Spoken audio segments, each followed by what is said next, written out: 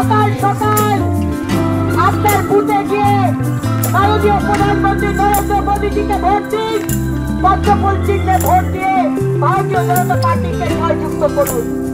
আমার সমর্থকদের গায়ে হাত দিলে, আমার কার্যকর্তাদের গায়ে হাত দিলে আমি স্তব্ধ করে রেখে দেবো নারায়ণগঞ্জ।